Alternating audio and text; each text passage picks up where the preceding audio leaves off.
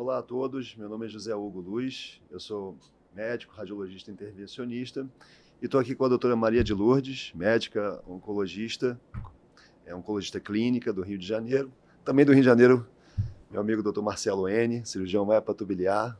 Primeiramente, muito obrigado por estarem aqui comigo nesse bate-papo sobre metástase hepática coloretal, que é um problema bem relevante de saúde. E vamos para esse bate-papo, vamos falar sobre um caso clínico. É uma paciente, uma mulher de 46 anos de idade, com estado geral muito bom, um PS, uma performance em status de 0, que em agosto de 2020, através de sangue nas fezes, descobriu que tinha um câncer no reto sigmoide, um adenocarcinoma, com metástase hepática já sincrônicas ao diagnóstico. Foi feito um perfil molecular dessa paciente com um NRAS e um BRAF selvagem. Acho que a gente pode até parar aqui nesse momento e perguntar para a doutora Maria de Lourdes qual seria o perfil ideal, assim, básico para uma paciente com câncer de cólon e reto. Então, nessa época, foi em 2020, a gente não tinha também muito especificado outro perfil molecular mais amplo. Hoje, na verdade, e depois evolutivamente essa paciente fez esse outro perfil molecular, inclusive fez NGS mais amplo, mas estaria incluído, além do NRAS, CARRAS, NRAS e BRAF, a gente deveria incluir o HER2, né, e a estabilidade microsatélite, isso assim seria o básico. E hoje a gente já sabe também que a gente pode disponibilizar de uma droga para a mutação de CARRAS 12C mutado. Então, aí seria mais uma droga para a gente identificar como possível alvo de terapia para esse paciente. Maravilha. Então, ela inicia o tratamento, então, resumindo, uma paciente de 46 anos, com um estado geral muito bom, com doença hepática e coloretal sincrônica, um volume de doença grande.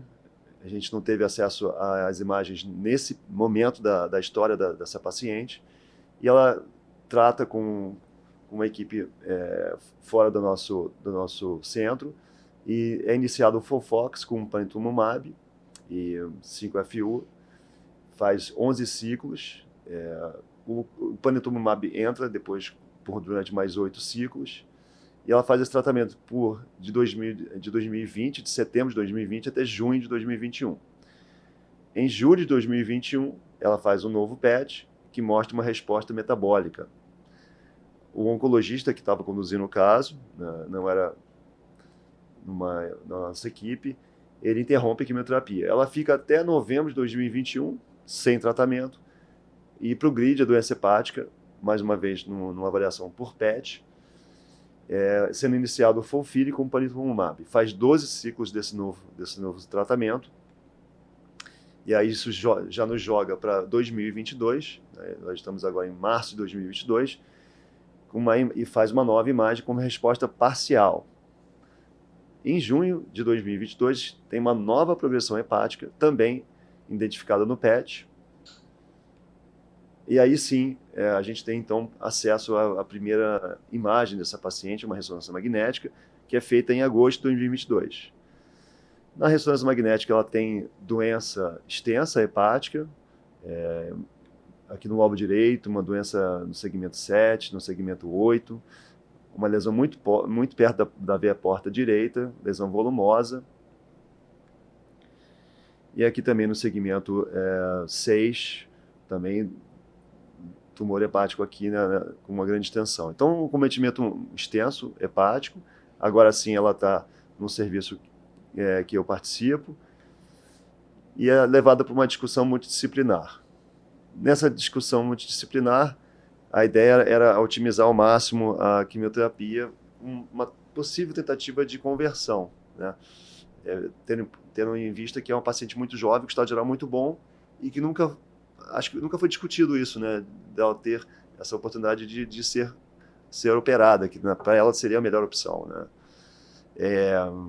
Esse é o momento de conversar sobre isso, né, quando ela tem uma nova imagem. E qual é a tua ideia aqui em relação à conversão, Lourdes? Então, eu acho que a gente está... Essa questão da quimioterapia intra-arterial hepática, né, a gente tem discutido bastante. Tem as questões inerentes à dificuldade do método, né, principalmente porque, inicialmente, esse método foi desenvolvido, né, com o FDUR, que a gente não tem aqui disponível no Brasil. E até nos Estados Unidos, eu acho que está mais complicado também. Tem a questão da bomba de infusão também para infusão intra-arterial hepática, mas eu acho que esse a gente até fez uma iniciativa, né, de mudar um pouquinho o método, né, fazer a oxaliplatina, e aí você vai descrever como é que você fez esse tratamento, mas eu acho que isso fez diferença, sim, e eu acho que é uma coisa que a gente tem que usar mais, cada vez mais, que é a quimioterapia intra-arterial hepática. E, assim, aproveitar até para fazer uma atualização, na ASCO, ASCO agora no Congresso Americano de Oncologia, que aconteceu em Chicago agora, foi mostrado um trabalho que eu achei muito interessante, da quimioterapia intra-arterial hepática em adjuvância, né, que é outro método que a gente tem visto que talvez ajude os pacientes com micrometástases que às vezes a gente não está identificando inicialmente, né, depois de uma cirurgia. E o que a gente sabe é que os pacientes, por exemplo, Carras mutado, eles são os pacientes que vão pior, mas quando esses pacientes foram submetidos à quimioterapia intra-arterial hepática na adjuvância, eles se igualaram em termos de prognóstico aos pacientes que eram Carras selvagem. Então, trazendo benefício também para esses pacientes. E com relação ao lado também, porque a gente sabe que os pacientes de cólon direito têm um prognóstico geralmente pior, porque tem um perfil molecular diferente dos pacientes com câncer de cólon esquerdo. E esses pacientes também tiveram benefício quando fizeram quimioterapia intra-arterial hepática adjuvante no contexto de uma ressecção de metástase hepática, né, que a gente está falando. Então, acho que é uma coisa que a gente tem que utilizar mais no nosso meio. Adjuvância pós-ressecção. Isso. Tá. Essa adjuvância tem que ser feita idealmente até quando? Não, geralmente o paciente se recupera da cirurgia e aí já começa a adjuvância. Tá. Você lembra quantos ciclos que eles fazem? Eu acho que geralmente são 6 a 8 ciclos de adjuvância. Tá, com intervalo de 15 dias. Isso, e associado à quimioterapia sistêmica, né? Ah, tá. Tá bom. Marcelo, eu acabei passando rápido pelas imagens, já peço desculpa que eu não tenho todas as imagens, mas, assim, do ponto de vista cirúrgico, né, que é sempre o nosso objetivo principal, o que você pode comentar para a gente em relação a esse exame, a essa paciente também? Fala um pouquinho sobre a estratégia cirúrgica que pode ser desenhada aqui. Obrigado, Zé Hugo. Eu acho que eu queria voltar só um pouquinho, né? O cenário de uma paciente que tem um fígado plurimetastático, né, com uma doença muito importante no fígado, e um tumor de cólon oligossintomático, né? Ela tinha sangramento nas fezes. Né? Ela tem o primário ainda? Tem o primário ainda. Não tinha nenhum sintoma, né, de parecido que ia ficar com uma obstrução intestinal. Então, acho que o tratamento dela, sem dúvida, começou bem. É o tratamento sistêmico nesse momento. Mas a gente tem que olhar mais para o fígado do que para o colo, né? Tem mais doença no fígado. Então, o grande objetivo do tratamento sistêmico dessa paciente nesse momento é tornar o fígado ressecável. A gente sabe, olhando a tomografia inicial dela, a gente não tem aquela inicial de 2020, mas olhando essa, era um fígado irressecável nesse momento, né? Não tinha parênquima suficiente remanescente. Dá para a gente olhar que o segmento lateral esquerdo é muito pequeno e tem doença no fígado direito todo, uma doença próxima da bifurcação da veia porta, ali, ó, próxima da bifurcação da veia porta, e não precisa nem de volumetria nesse caso, né? A gente brinca, fala que a oleometria já mostra que o segmento lateral esquerdo é insuficiente e tem muita doença. Então era tentar tornar essa paciente ressecável com quimioterapia sistêmica. E aí tem uma pegadinha na evolução dessa paciente, que é a paciente faz um PET e mostra que não tem atividade da doença, né? No PET. Isso não quer dizer que o paciente tinha uma resposta patológica completa, né? Ela tinha imagem, não brilhava no PET. Então ela tinha doença macroscópica, não precisava nem dizer que ela tinha doença microscópica, né? Mas ela tinha doença macroscópica. Mas o grande objetivo deve ser operar, e nesse caso eu pensaria em uma terapia de resgate, uma neoadjuvância com intenção de resgate. A gente sabe que ele trabalho antigo do René Adam, que quase 20% dos pacientes que eram irressecáveis, só com a quimioterapia, com o tratamento sistêmico, eles conseguem se tornar ressecáveis, né? E aí pensaria em operar o fígado primeiro e não operar o primário, né? Que a gente chama de liver first approach, né? É olhar para o fígado, porque é onde tem mais doença, é onde a paciente vai ser ameaçada a o vida determinante, dela. talvez, principal da sobrevida dela, né? Da mortalidade dela. Isso. Legal. Então a gente decidiu fazer a quimioterapia intra-arterial. Eu lembro que nessa altura a gente tinha um receio dela não poder não responder, já que ela estava sendo exposta novamente à oxaliplatina, ela já tinha feito FOLFOX, e a gente, de uma forma assim, meio mais precoce, a gente avaliou ela após a segunda sessão de quimioterapia intra-arterial. Então, só falar um pouquinho do esquema, de como a gente trata, a oxaliplatina 85 mg por metro quadrado, com 5-FU venoso. A gente fez o tratamento dela todo pela via radial, então dá um conforto maior para a paciente. A gente punciona a artéria, guiado por ultrassom, passa a bainha e cateteriza o fígado. Como eu já disse até mais cedo, é um cateterismo relativamente fácil. A gente bota o catéter na artéria hepática própria e faz a infusão da oxaliplatina em 40 minutos. Após isso, a gente tira a bainha e já comprime a artéria, e ela pode ser liberada após 3 horas da infusão. E como eu falei, a gente quis avaliar ela mais precocemente, só para ter certeza que a gente estava fazendo um tratamento que não era frustro. E realmente, após 2 ciclos, ela já respondeu. Então essa aqui é a tomografia dela pré, e depois a ressonância pré e a tomografia pós. Então ela tem uma resposta. A gente fica animado e prossegue com o tratamento dela. Ela faz mais 4 ciclos de QTIA com oxaliplatina. A doutora Maria de Lourdes acrescenta o urinotecano venoso, tá, para potencializar a resposta à quimioterapia, para a gente tentar converter essa paciente em uma paciente cirúrgica.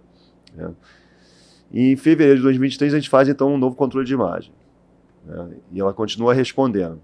Aqui após 2 ciclos e aqui após 8 ciclos de quimioterapia arterial, agora com irinotecano. Deixa eu ver se tem mais imagens para o Marcelo comentar aqui do ponto de vista cirúrgico. Só tem essas 2 imagens, mas ela respondeu muito bem no fígado todo, né? Essa lesão ela continua próxima da veia porta esquerda, mas agora eu acho que já está para olhar com bons olhos. Melhorou. Né? Melhorou. Né? A lesão que sai de 4 centímetros para pouco mais de 2,5 centímetros, descola um pouquinho ali da veia porta esquerda, né, para a gente poder conseguir fazer uma ressecção R0 ali. A gente tem que lembrar que ali nessa mesma localização é a confluência da via biliar também, né? Então não é só a da porta, tem que sair ali da porta, mas tem a via biliar, o ducto hepático esquerdo ali, a confluência que está bem próximo, né? E a gente tem que fazer uma ressecção R0 nessa região. Mas melhorou, sem dúvida, que eu acho que anima um pouquinho mais em pensar que ela é uma paciente candidata à cirurgia. Com essa lesão, a cirurgia seria uma hepatectomia?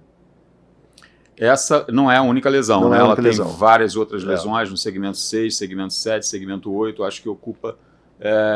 se a gente pensasse em fazer uma cirurgia, por exemplo, poupadora de parênquima para essa paciente, eu acho que seria impossível, porque ela tinha muita lesão ocupando o fígado direito todo. Felizmente, o segmento lateral esquerdo dela não tinha doença. E outra coisa também, ela tinha uns tumores um pouquinho infiltrativos, né? Não era uma doença muito bem nodular. Então, acho que não dava para a gente pensar em cirurgia poupadora de parênquima, seria uma hepatectomia direita estendida ao segmento 4 também do fígado, ou seja, uma hepatectomia direita alargada, que a gente chama. A preocupação nossa na época, eu lembro bem dessa discussão, é que ela foi levada para uma discussão multidisciplinar e foi proposto, como o Dr. Marcelo falou, uma hepatectomia direita, alargada ao 4, talvez com uma cirurgia R1 vascular na hepática esquerda. Mas uma grande preocupação nossa nessa altura foi a quantidade de quimioterapia que ela já tinha tomado, apesar de ser uma paciente jovem e tinha um fígado previamente saudável, mas ela tinha tomado muita quimioterapia e ela tinha um lobo esquerdo pequeno. Né? Então ela já tinha feito vários ciclos de FOLFOX, tinha feito FOLFIRI e depois voltou a fazer a oxaliplatina intra-arterial. A gente acabou indicando então a embolização portal direito, que foi feita. Esse aqui é um vídeo do procedimento que foi feito em março de 2023. É só um vídeo para mostrar como é que é feita a técnica. Hoje em dia a gente faz exclusivamente com cola, que é o material que mostrou que tem maior hipertrofia. Depois da embolização a gente repete a tomografia com 21 dias. Essa é a tomografia pré e pós-embolização portal. Acho que a gente pode dizer que teve um resultado bem interessante. O lobo esquerdo bem maior, a própria porta esquerda também está maior, né? Isso aqui tudo é o lobo esquerdo que vai ficar. E então a decisão foi de levá-la para a cirurgia. Conta um pouquinho desse pré-operatório, como é que é entrar numa cirurgia grande dessa, muita quimioterapia, apesar de jovem, muita quimioterapia, é uma cirurgia gigante, né? Grande, A gente tem um cuidado a mais com esses pacientes que fizeram muita quimioterapia, né? Tem lesão associada à quimioterapia, tanto a oxaliplatina quanto a irinotecan, infiltração gordurosa, né? Dilatação sinusoidal. É um fígado que a gente olha macroscopicamente, aquele fígado feio, né? Tem um aspecto, né, de doença mesmo. Então, o que a gente tem daquele númerozinho mágico de 30% do fígado residual nesses pacientes que fizeram muita quimioterapia. O que é muito? Tem um trabalho antigo que mostra isso, um trabalho francês, que mais de 6 ciclos de quimioterapia, a gente já tem que ter um volume maior do que 30%. Esse número tem que ser perto de 40%.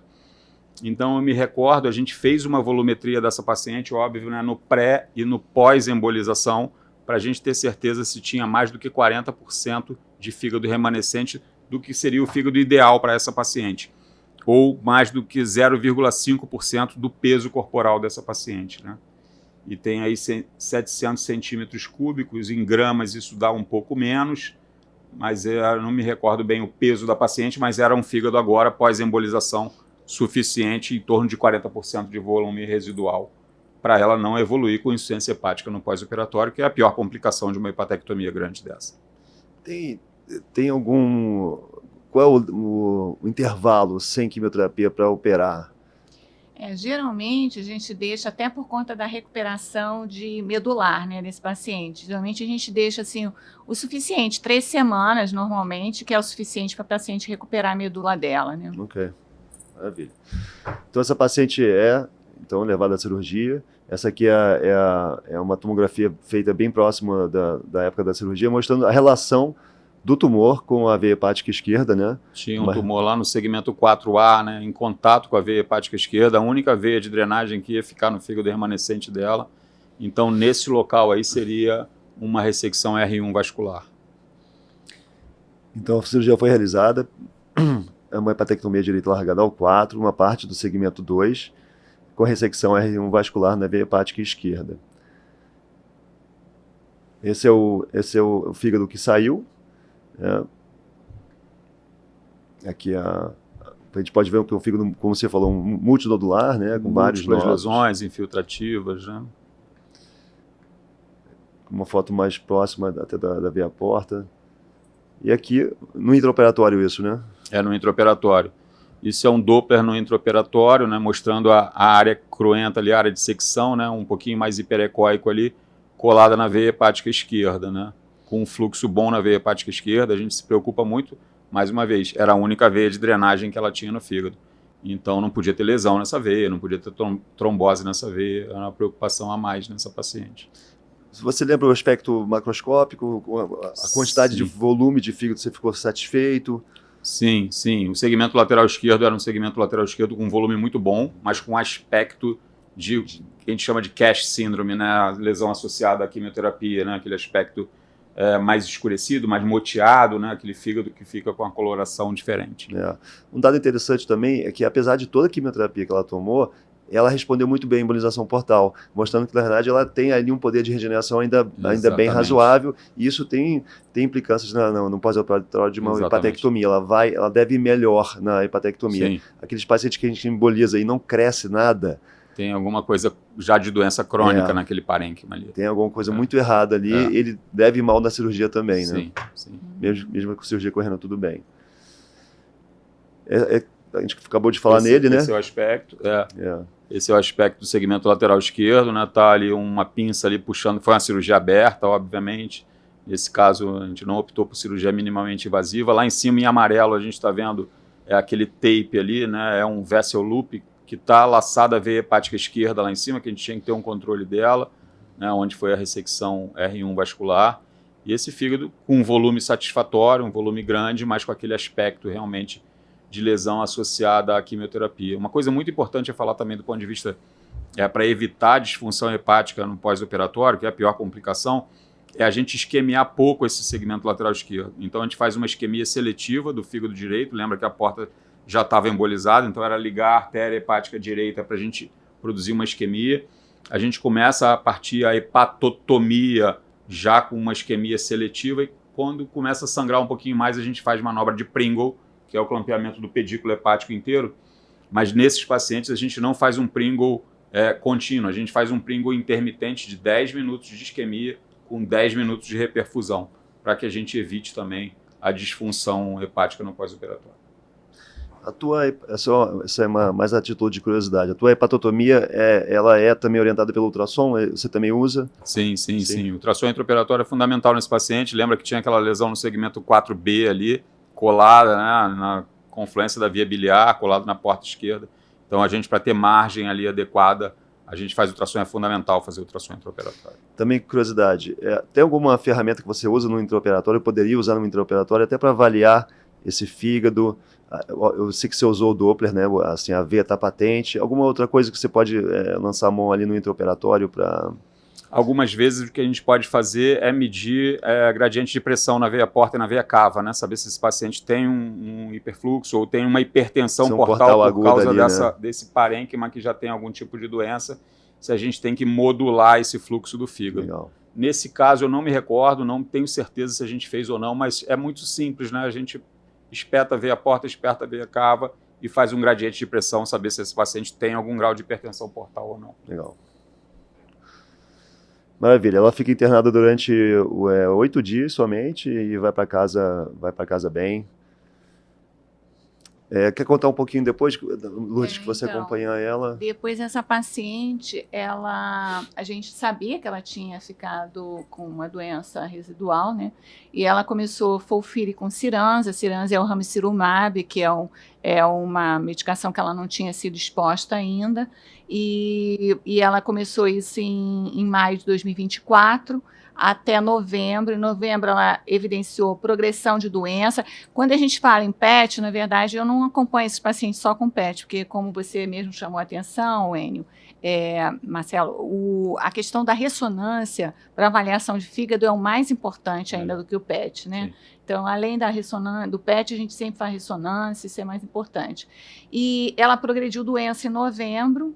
E depois ela, na verdade, ela tem um gap ali de alguma quimioterapia que ela fez ali nesse intervalo.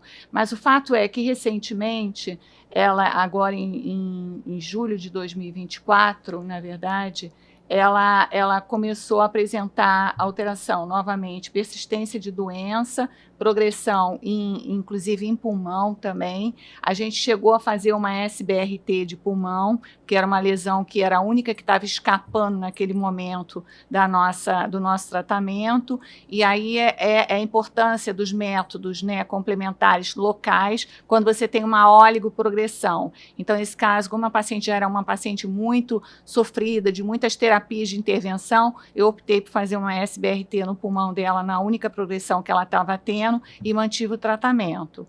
E mais recentemente, essa paciente teve uma nova progressão, aí sim, no fígado e propriamente no pulmão, com outras lesões, e a gente fez uma coisa que a gente pode disponibilizar hoje, saber se essa paciente é sensível ou não a uma nova exposição com o anticorpo que ela tinha usado anteriormente, que era o panitumumab. Então, a gente fez um teste de ctDNA tumoral periférico, né? E ela tinha, assim, o RAS selvagem, novamente. Porque esses pacientes, geralmente, eles evoluem com uma mutação, né, por exaustão ali, o paciente responde muito bem à quimioterapia, ao tratamento com anticorpo, mas o clone se torna resistente. E a gente fazia antigamente, empiricamente, o re-challenge, voltava a usar o paciente, expor o paciente ao anticorpo. Mas agora a gente já dispõe dessa metodologia, então a gente usou, felizmente essa paciente mostrou que ainda existia clones selvagens de tratamento, então atualmente ela está fazendo uso novamente de panitumumab, e como ela já tinha um intervalo muito grande também do uso da exposição da oxaliplatina, a gente retornou a oxaliplatina para ela, então ela está fazendo FOLFOX com panitumumab, com uma doença até agora estável. Então essa paciente, para a gente ver o tempo de evolução que ela tem, né? Só no nosso serviço ela está desde 2022 com o tratamento com uma doença sistêmica. Essa paciente é médica, trabalha, foi inclusive elevou o posto dela dentro do serviço dela, da universitário, quer dizer, é uma paciente que nunca deixou de exercer a profissão dela. Tá viva, A né? gente está muito feliz Tá viva. com essa evolução. Mas, Então, ela foi exposta a tudo que podia ser feito em tratamentos locais, né, cirúrgicos e sistêmicos também. Você acha que se você não tivesse o ctDNA, você teria feito a reexposição dela? Sim, antigamente a gente usava baseado em alguns estudos que permitiam o uso, se o paciente tivesse 6 meses de intervalo entre a última exposição e tivesse tido uma boa resposta. O paciente respondeu bem, está 6 meses sem exposição, a gente fazia empiricamente. Tá. Né? No caso dela, não foi necessário, porque a gente tinha já empírico, a confirmação. Né? Bacana. Em algum momento ela foi operada também do tumor primário, Sim. né? Da colectomia. Sim, Faltou esse dado sim, aqui. a gente, Foi. depois da Foi. cirurgia de fígado, fígado, a gente deu um intervalo Sim. para ela se recuperar e entre uma quimioterapia e outra ela fez a ressecção do tumor Tumor primário. primário. Faltou esse slide aqui que vinha antes desse, por isso que perdeu um pouquinho dessas histórias, mas sim, ela foi operada do primário e agora ela está, atualmente ela está Atualmente, com Folfox e com panitumumab. panitumumab. Tá bom. 5 anos do diagnóstico 5 inicial, anos. né? Vai fazer É. 5 anos do diagnóstico inicial de uma doença que era sincrônica desde o início, né? Sim. Polimetastática sincrônica desde o início. Muito bom, É. muito bom, muito bom. Maravilha, eu acho que esse era o meu último slide. Obrigado pela participação de vocês. Obrigado, foi ótimo. Obrigada. É ótimo. Obrigado, gente. Obrigado.